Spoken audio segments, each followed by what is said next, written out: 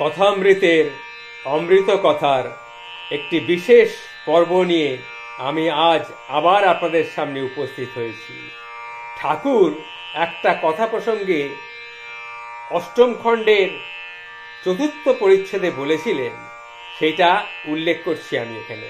সেখানে উল্লেখ আছে, ঠাকুর একবার কথা প্রসঙ্গে বলেছিলেন, দেখো গো, শুধু পাণ্ডিত্য হলো গিয়ে মিথ্যা, ঐশ্বর্য, বৈভব, মান, পদ সবই হলো গিয়ে মিথ্যা।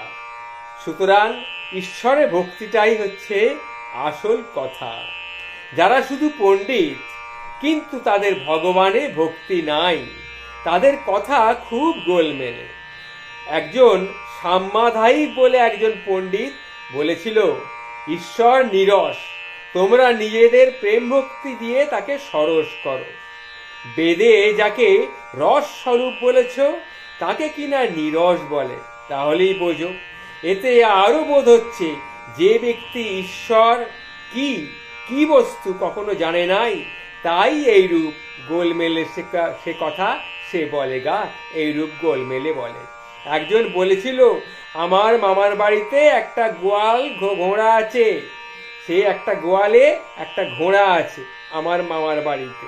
এই কথায় বুঝতে হবে ঘোড়া আদবেই নাই, কেননা গোয়ালে কোনোদিন ঘোড়া থাকে না। কি তাই তো? এই হলো গিয়ে আসল কথা। কেউ ঐশ্বর্যের, বৈভব, মান, পদ এসবের অহংকার করে, এসবই হলো গিয়ে দুদিনের জন্যে গা, এসবই হলো দুদিনের জন্যে। তোমার সঙ্গে কিন্তু কিছুই যাবে না। সেই সম্বন্ধে কি বলা হয় জানো?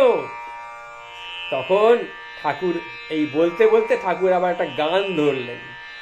ভেবে দেখ মন, কেউ কারো নয়, মিছে মায়া ভূমণ্ডলে।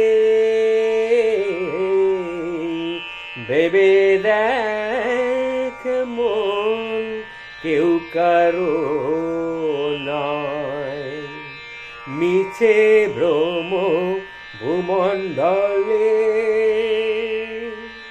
ভুলো না দক্ষিণা কালী,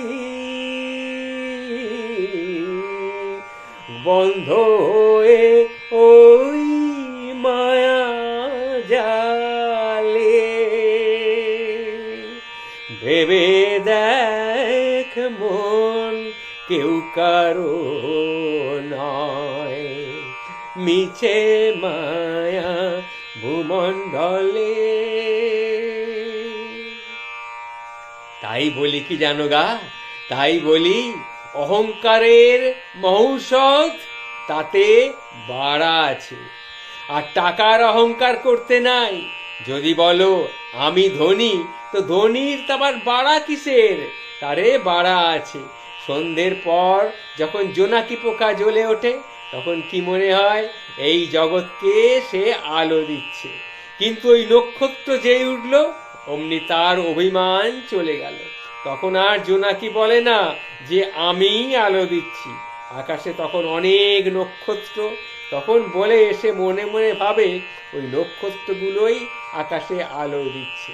তাই আসল কথা হলো গিয়ে, এর পরে যখন আবার চাঁদ ওঠে, তখন চাঁদ ভাবে আমি আলো দিচ্ছি। এইভাবে জগৎকে সবাই আলো দিচ্ছে, কিন্তু সবাই ভাবে আমি আলো দিচ্ছি। তাই তারপরে উদয় যখন সূর্যর হয়, পরের দিন সকালে যখন সূর্যদেব ওঠেন, তখন চাঁদও মলিন হয়ে যায়, নক্ষত্র মলিন হয়ে যায়। এই হলো গিয়ে আসল কথা। তাহলে ধনীরা যদি এইভাবে বলে, তাহলে ধনের অহংকার হয়। ধনের অহংকার কখনো করতে নেই গা, কখনো করতে নেই। এটাই হলো গিয়ে আসল কথা। জয় মা, জয় মা, জয় মা ভবতারিণী, জয় মা। তুই সবাইকে ভালো রাখিস মা, তুই সবাইকে ভালো রাখিস, তুই সবাইকে ভালো রাখিস। এ কথা বলতে বলতে ঠাকুর আবার সমাধিস্থ হয়ে পড়লেন। ঠাকুর শ্রী শ্রী রামকৃষ্ণ পরমহংসদেবের কথা অমৃত সমান, আমি বলে ধন্য, আপনি শুনে ধন্য। ঈশ্বরের কৃপা আপনাদের উপরে অবিরাম ধারায় ঝরে পড়ুক, এই প্রার্থনা করে আমি আজকে আমার বক্তব্য এখানেই শেষ করলাম।